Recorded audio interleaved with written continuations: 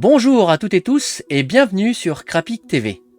Je suis aujourd'hui en compagnie de Johan Cavege pour la future sortie de sa bande dessinée Moundir. Bonjour Johan.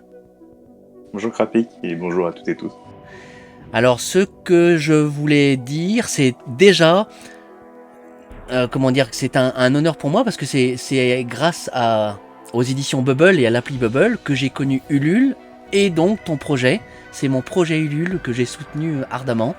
Donc voilà, c'est pour ça que j'ai un peu cette petite émotion, cette petite boule au ventre, parce que j'ai pas envie de me rater, j'ai envie de donner de mon mieux comme d'habitude. Mais voilà, là c'était important pour moi et je suis vraiment très heureux de t'avoir avec nous. Avant de continuer, Pareil, hein. Avant de continuer, je voulais que on puisse regarder la vidéo qui était celle qui était durant la campagne et qui explique un petit peu l'univers de Moundir. Donc, sans plus attendre, regardons cette petite vidéo.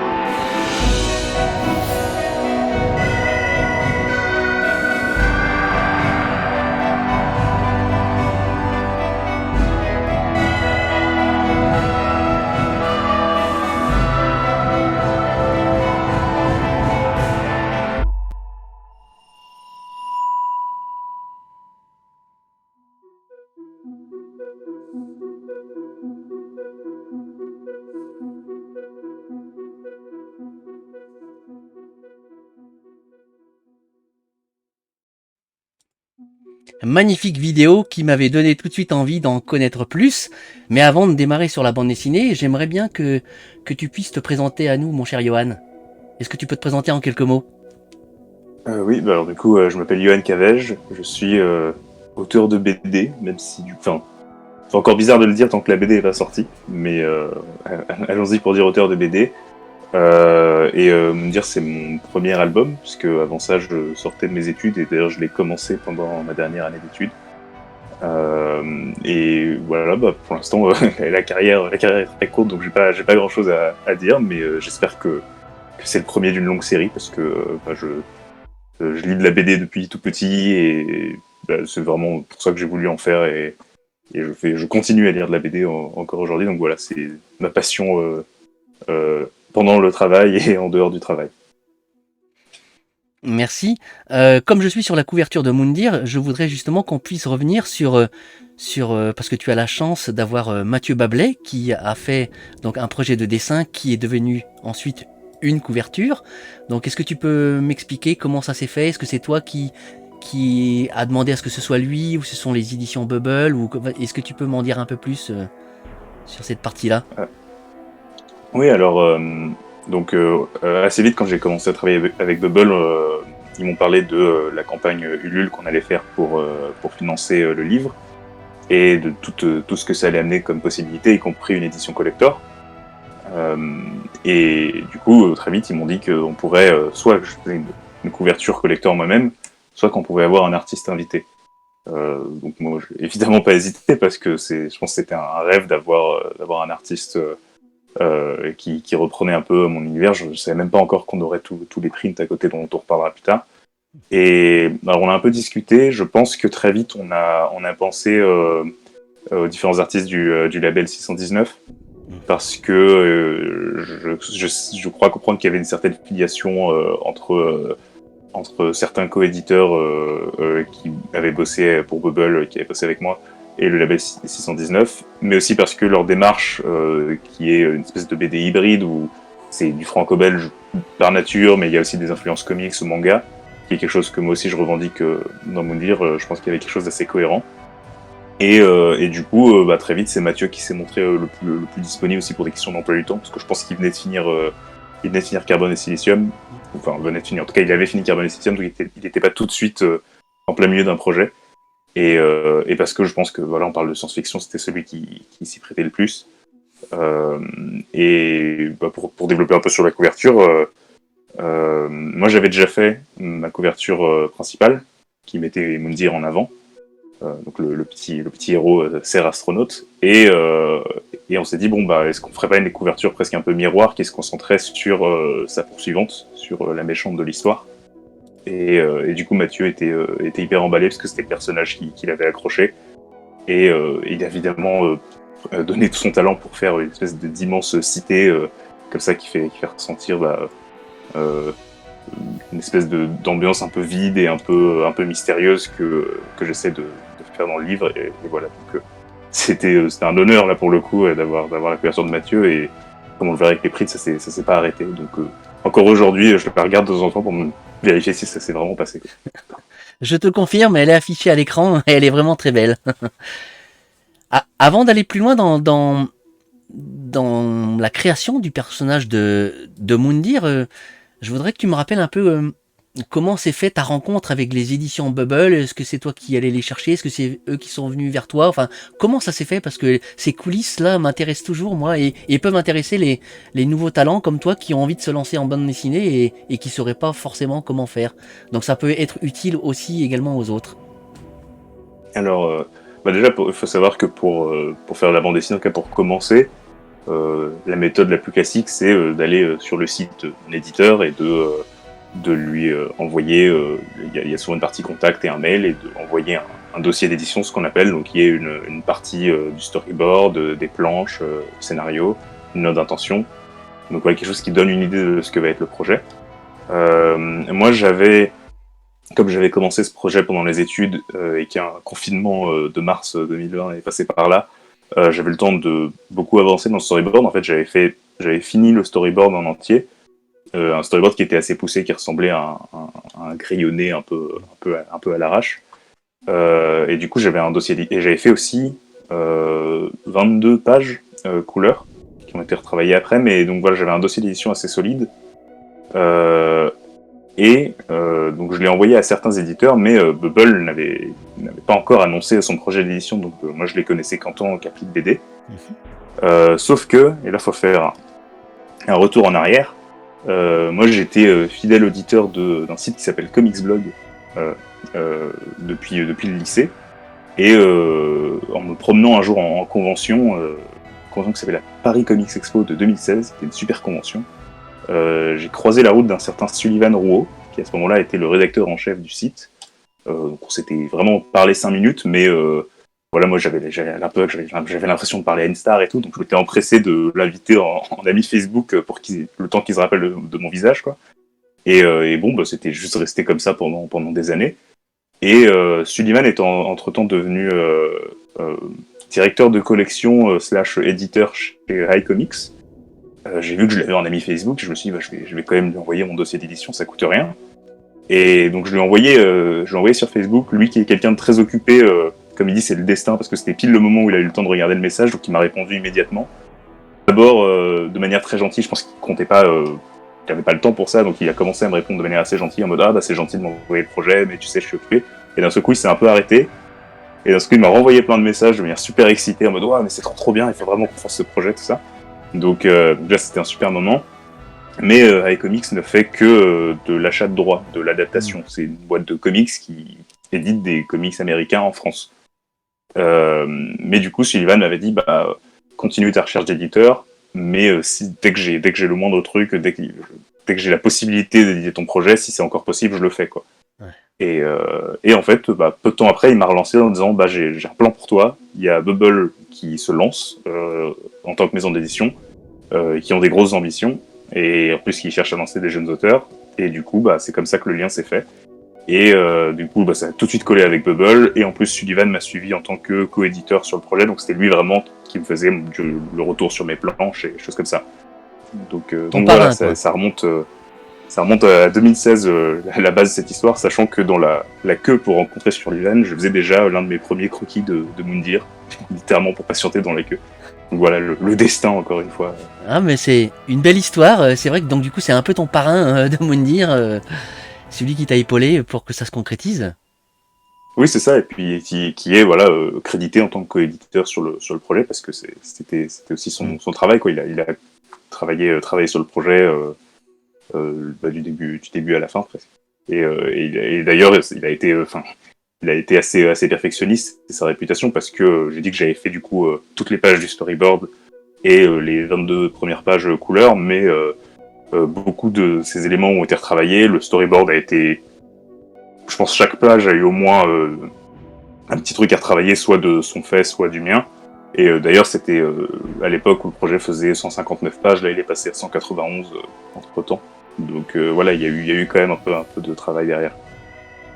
Ah oui, justement, ça faisait partie des questions que j'avais à poser. C'est à combien de pages es-tu arrivé? Donc 191. Donc merci pour l'info. Oui, Et c'est ça, avec une version collector un peu étendue, puisqu'il y aura un cahier de 16 pages bonus, il me semble. oui, oui. Moi, c'est l'édition que j'avais pris à l'époque et j'ai pris également le livre de Thomas Mourier. Donc voilà, parce que j'ai envie de découvrir son encyclopédie et il fera d'ailleurs partie d'une de mes futures émissions également. Je l'ai rencontré Très à bien. Saint-Malo, donc on a échangé un petit peu là-dessus. Oui, Thomas, du coup, et qui bosse chez Bubble et qui, entre autres, hein, qui a une grande carrière et qui est un grand fan de BD et qui m'a aussi beaucoup accompagné, notamment pendant la campagne Ulule, parce qu'il gère beaucoup tout ce qui est communication chez Bubble aussi. Euh, donc voilà. Donc on peut lui rendre hommage aujourd'hui également. Oui.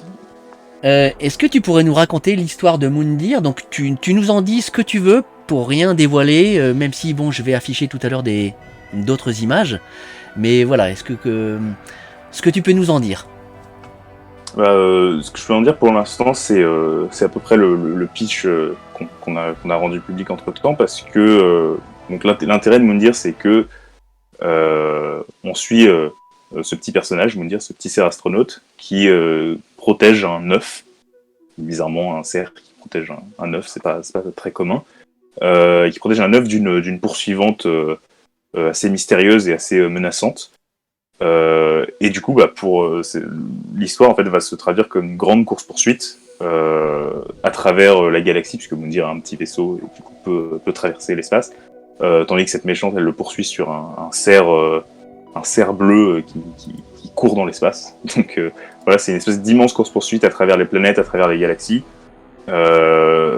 et surtout à travers un univers qui, on le comprend assez vite, a été frappé par quelque chose, par un fléau, bon, on ne sait pas de quelle nature, qui s'appelle le Grand Silence, et qui, on va le voir au fur et à mesure, peut-être un rapport avec le fait que la plupart des planètes soient complètement vides. Euh, donc voilà, et l'idée en fait c'est que on commence in medias res, comme on dit si je ne me trompe pas, où vraiment on a Moundir qui se crache, qui vérifie que tout va bien, qui vérifie si son œuvre va bien, et puis qui repart parce qu'il voilà, il a quelqu'un à ses trousses. Et on va comprendre en fait tout ce qui se passe, comment est né, pourquoi il est poursuivi, où est-ce qu'il essaye d'arriver avec son œuf, et, euh, et voilà quelle est la nature du grand silence et tout ça. Donc l'idée voilà, c'est de commencer avec très peu d'informations, d'autant plus que c'est une BD qui est quasiment muette, en tout cas qui est majoritairement muette, sauf peut-être quelques scènes ou quelques personnages qui peuvent parler. Et voilà, donc l'idée c'est de découvrir peu à peu le mystère de cet univers et la raison de cette course poursuite. Voilà. D'accord, bah justement tu parlais de ce méchant ou cette méchante énigmatique, parce que je sais pas si il ou elle a un nom déjà. Est-ce que c'est Euh, un personnage féminin ou masculin? oui, alors c'est un personnage féminin qui est genré à un moment dans l'histoire, même si c'est quelqu'un d'assez mystérieux. Donc on sait quasiment, enfin on sait rien d'elle en fait au tout début de l'histoire. C'est vraiment cette espèce de présence menaçante qui le poursuit et qui l'empêche de prendre la moindre pause et que j'essaye quand même aussi de développer un peu au fur et à mesure de l'album. Et du coup, donc c'est comme beaucoup de choses, je peux pas forcément trop en dire au début parce que l'idée c'est qu'on le découvre dans l'histoire, mais j'ai évidemment envie que ce soit une méchante charismatique, donc j'ai essayé de la rendre le plus classe possible, la plus classe possible et très habile au combat. Dans mes premiers croquis, elle faisait la taille de Mundi. En fait, c'était deux personnages assez mignons. Et je me suis dit qu'il y avait un contraste beaucoup plus intéressant à la faire filiforme et très imposante par rapport à lui, quoi. Et on va voir que c'est un personnage qui est extrêmement, extrêmement déterminé. Moundir, il est aussi, parce que les deux vraiment euh, ont quelque chose à accomplir. Moundir a son œuf à protéger à tout prix. Mais voilà, on verra elle peut être quand même assez hargneuse et qu'elle le lâchera absolument pas quoi, avant de l'avoir. Donc voilà. D'accord.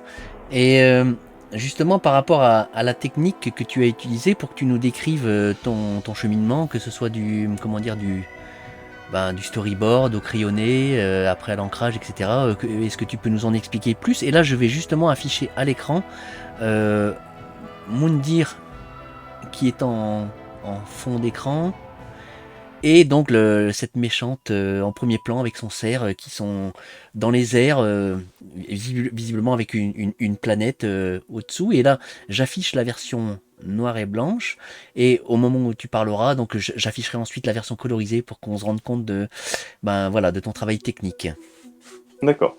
Alors du coup, comme j'ai dit, j'ai fait d'abord mon storyboard pendant le premier confinement en grande partie. Storyboard que j'avais fait au format A5, donc un petit format un peu comme un manga. Parce qu'en fait, je savais pas du tout, je connaissais encore rien au monde de l'édition à ce moment-là, je savais pas si c'était moi qui allais pouvoir choisir le format de ma BD ou si c'était l'éditeur qui le choisissait. Et du coup, je me suis dit, bon bah, si c'est lisible à ce format-là, ce sera lisible à tous les formats. Et du coup, c'est aussi ce qui va expliquer par exemple le découpage qui fait un peu manga au sens où il y a peu de, peu de cases par page. Et ce qui privilégie aussi quelque chose d'assez action, d'assez spectaculaire. Euh, donc ce storyboard était fait au crayon. Euh, Ensuite, j'avais pris les planches en photo parce que je n'avais pas de scanner à l'époque et que j'avais réimprimé en plus grand, en A4 cette fois, et c'est ça qui me servait de crayonné.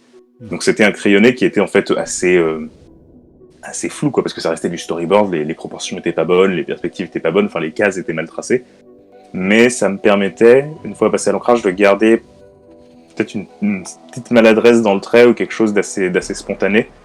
Je sais qu'en gros, comme j'ai commencé encore une fois pendant mes études, un professeur à un moment m'avait fait la remarque qu'un Moundir que j'avais fait très rapidement marchait très bien parce que j'avais juste fait le casque et les petits bois, j'avais pas fait son visage à l'intérieur. Et moi, j'avais pas pensé à ça, j'avais juste fait ça parce que la case était trop petite et que j'avais dessiné rapidement.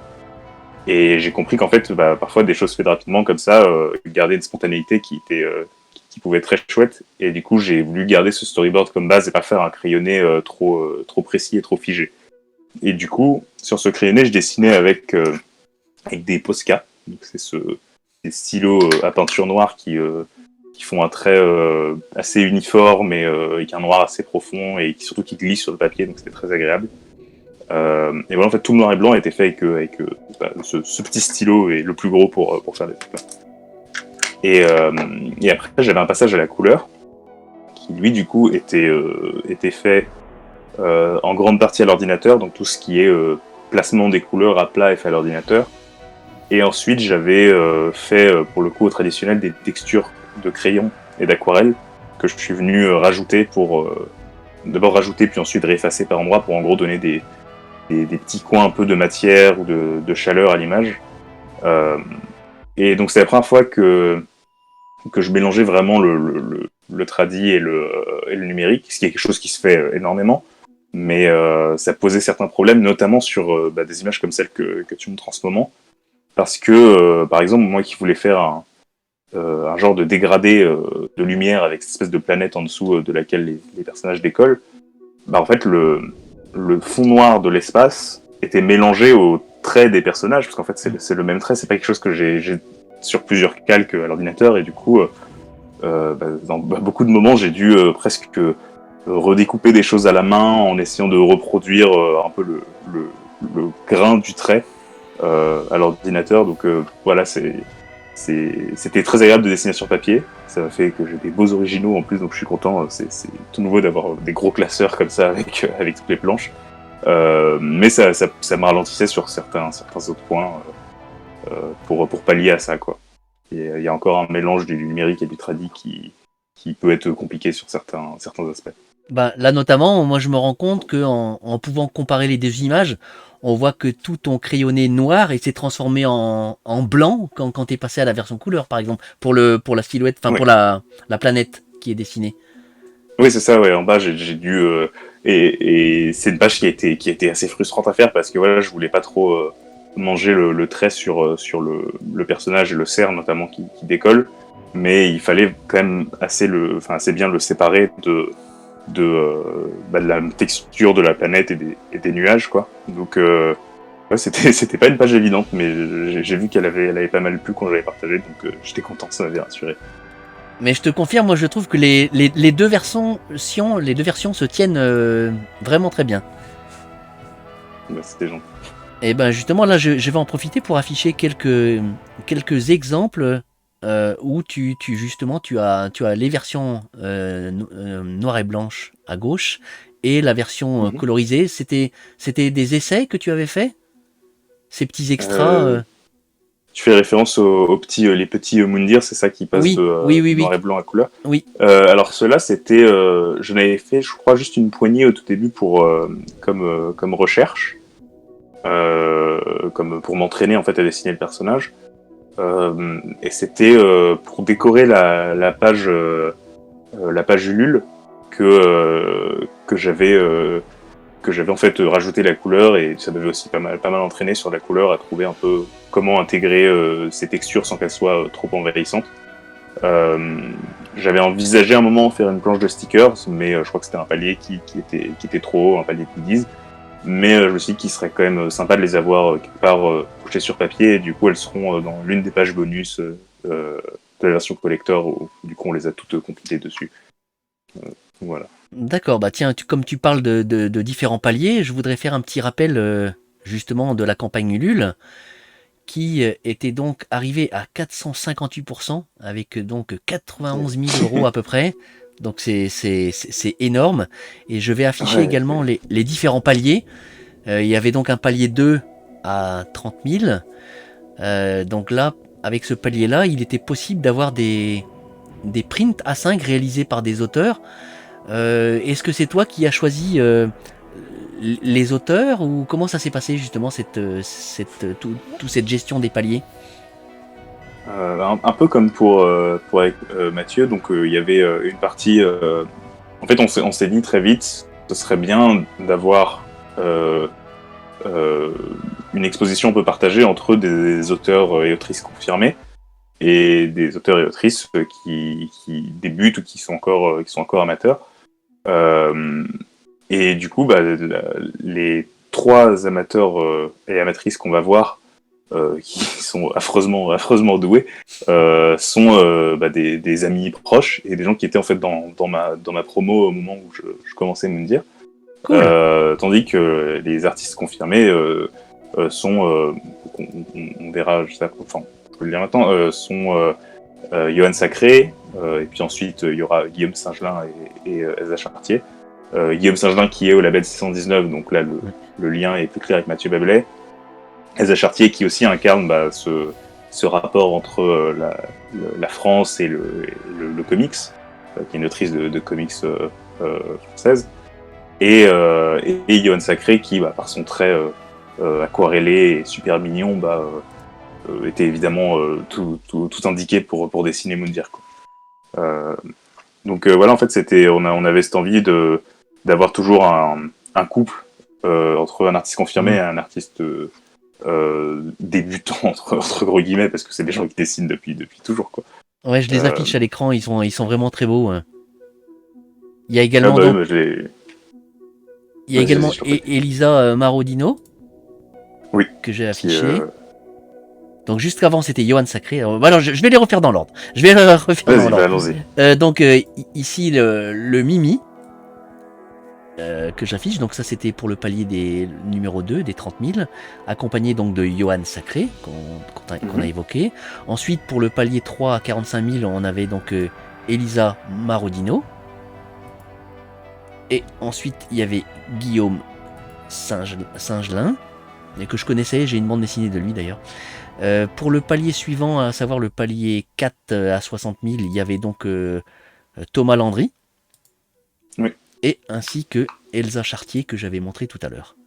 Voilà pour les différents dessins. Donc de ces différents paliers. Et bien sûr, j'ai été super content quand le palier 5 a été atteint avec les 80 000 et plus.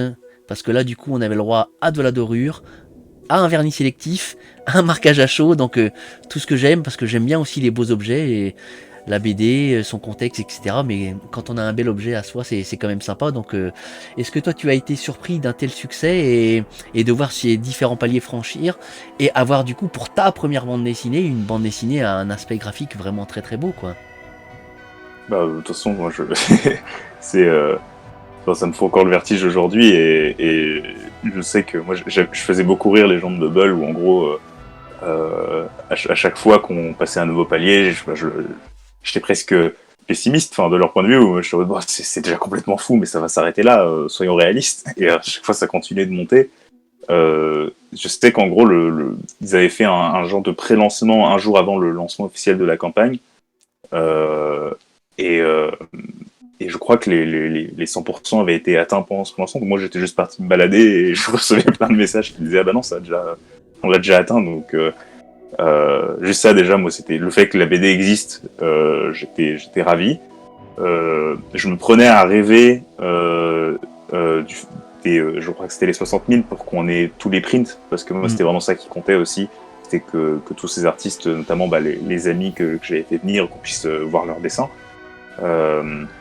Donc ça, pour moi, ça, c'était un rêve, quoi. Et ensuite, qu'on est monté encore plus haut avec les 80 000 et les effets de fabrication, qui sont quelque chose qui me fait évidemment très envie. Enfin, avoir un beau bouquin comme ça fait plaisir et j'espère, enfin, j'ai pas encore vu le livre, je l'ai pas encore dans mes mains, mais j'espère que ce sera beau parce que c'est très tentant de mettre tous les effets possibles sur le livre, mais il fallait que ça reste de bon goût. Oui. Donc voilà, Mm. on a fait ça, de manière intelligente et j'espère que ça rendra bien à l'impression. C'est toujours, encore une fois, j'ai pas de BD édité avant, donc et même pas de fanzine ou de choses comme ça, comme d'autres personnes qui ont peut-être commencé dans les micro-éditions. Donc j'ai toujours cette appréhension de dire à quoi va ressembler l'objet une fois dans mes mains. Donc voilà, en tout cas, ouais, c'est complètement fou et puis que ça avait continué à monter. On avait fait un live pour finir la campagne et je crois que ça avait explosé pendant les dernières heures. Donc Ah, j'étais présent. bah comme bah, voilà, du coup, encore une fois, merci à tout le monde qui sont évidemment aussi remerciés dans le livre, comme il se doit quand on fait une campagne Ulule. Mais ouais, bah voilà, tu vois, j'ai encore de l'émotion quand j'en parle, quoi. C'est toujours fou. Bah, c'est normal, hein. Justement, par rapport à ça, est-ce que maintenant tu as d'autres projets en cours ou à venir?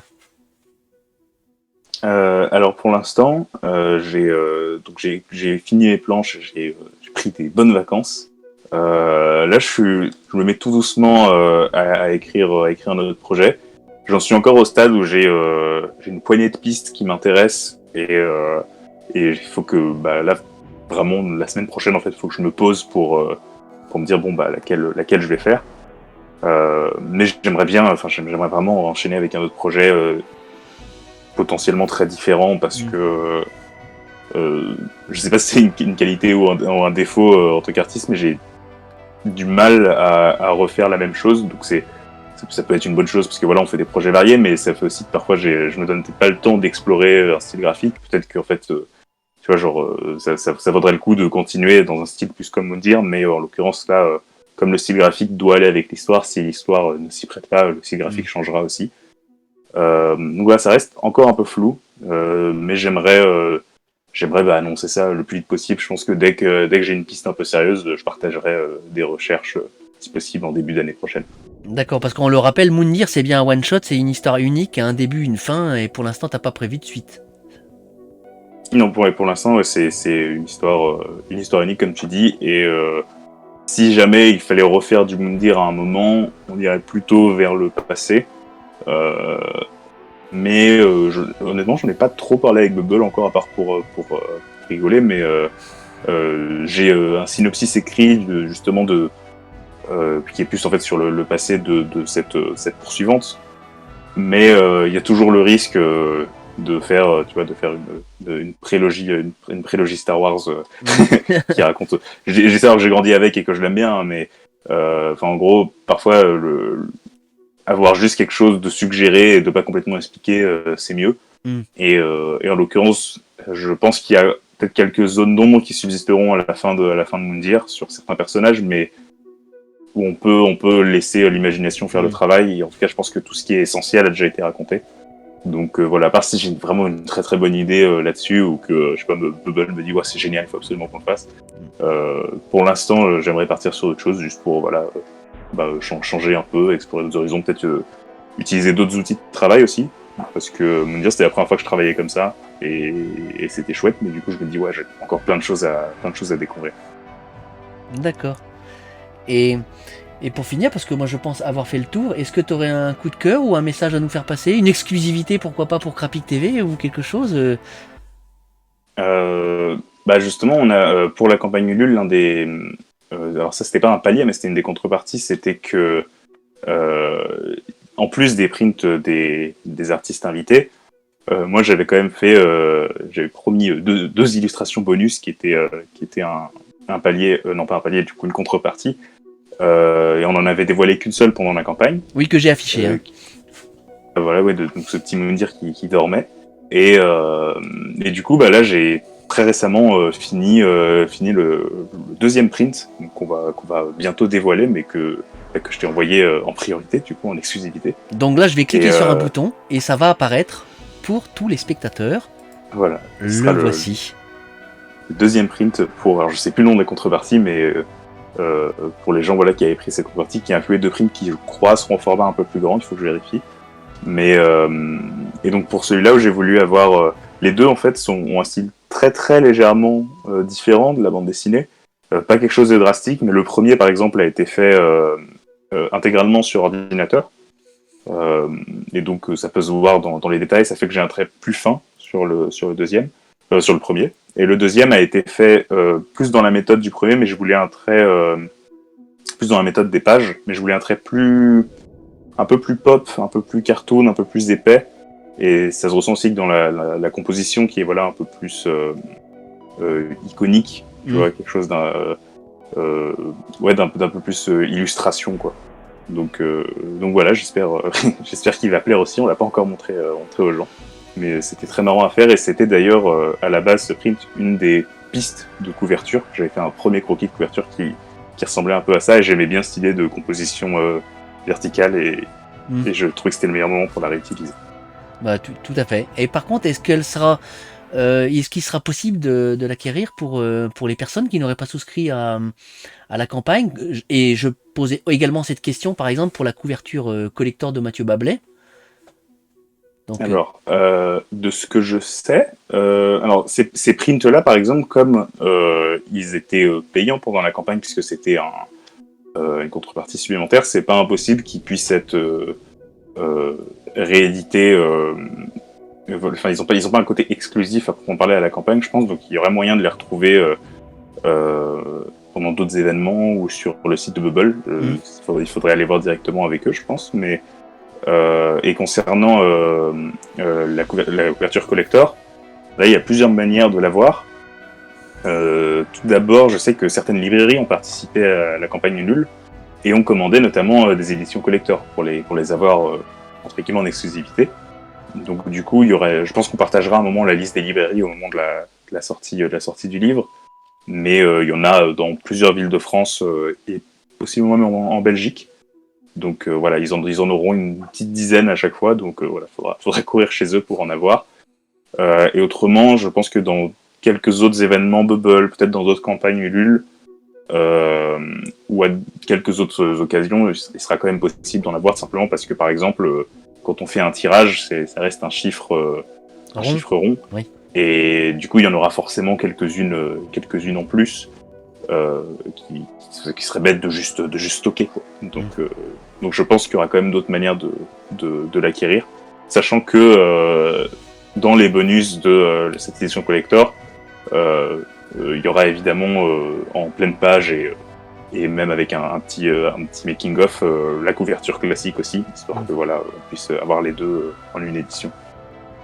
Oui, je suis totalement d'accord. Et en parlant de sortie de la BD, est-ce que tu as une date? Parce que je sais qu'il y a eu des retards à cause de la crise du papier, etc. Est-ce que tu as des nouvelles concernant cette date de sortie officielle?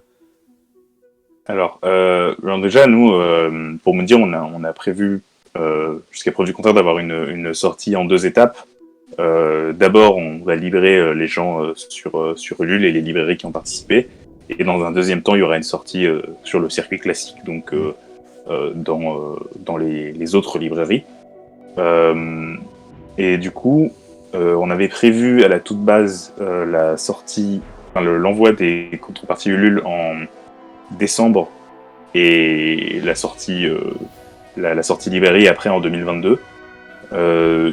J'ai pas encore pour l'instant d'annonce officielle, mais je sais qu'en effet la crise du papier, ça a l'air d'être un truc qui touche un peu tout le monde là. Même pas que le secteur du livre, de ce que j'ai compris, parce que on m'a dit qu'il y avait des problèmes de boîtes à chaussures, de choses comme ça. Enfin, vraiment, c'est quelque chose d'assez énorme. Enfin, que les prix du papier ont doublé à des endroits, voire plus. Donc, sachant que nous, on n'a qu'une seule BD éditée, si par exemple ton imprimeur se retrouvait un peu encombré, je ne sais pas si on serait prioritaire. Mm. À mon avis, il y aura possiblement du retard sur la livraison. J'espère pas un gros retard. Dans tous les cas, ce serait au tout début 2022 s'il fallait. Mais moi, j'attends que Bubble en fait me confirme ça. Je croise les doigts, je sais qu'ils se battent pour que ce soit, en tout cas, imprimé le plus vite possible. Moi, j'ai hâte de voir les bouquins déjà, donc voilà, je pense que dès qu'ils seront, ils communiqueront. Mais ouais, c'est une période un peu compliquée là pour imprimer des livres. Je vois qu'il y a beaucoup de sorties, même de plus gros éditeurs qui sont repoussés. Donc voilà, j'espère qu'on passera au travers, mais j'en suis pas du tout sûr malheureusement. Bon, on croise les doigts en tout cas. C'est vrai que ça ferait un beau cadeau sous le sapin, comme on dit. Donc voilà, on verra Ouais, bien. ce serait chouette, mais Mais c'est pas de voilà. ton ressort. Tu n'y peux absolument rien. Toi, tu as déjà fait Non, ouais, ton œuvre. Donc voilà. ouais, là on attend des cargos de pâte à papier, quoi. Donc c'est vraiment des trucs, c'est au tout début de la chaîne de production que ça commence. Bah en tout cas voilà, moi je te remercie mon cher Johan pour ta disponibilité parce que je t'ai posé au cours de la campagne un certain nombre de questions. Tu as toujours été là avec ta grande gentillesse, donc ça c'est vraiment super de ta part. Et donc je suis vraiment très content d'avoir fait cette émission avec toi. Et Ouais. je te présage une très belle carrière en égard à ce que tu as déjà produit. Donc un grand merci à toi. Et je te dis à Merci très beaucoup, bientôt. c'est gentil. Bah à bientôt. Allez, merci Johan et à très bientôt. Au revoir. Au revoir.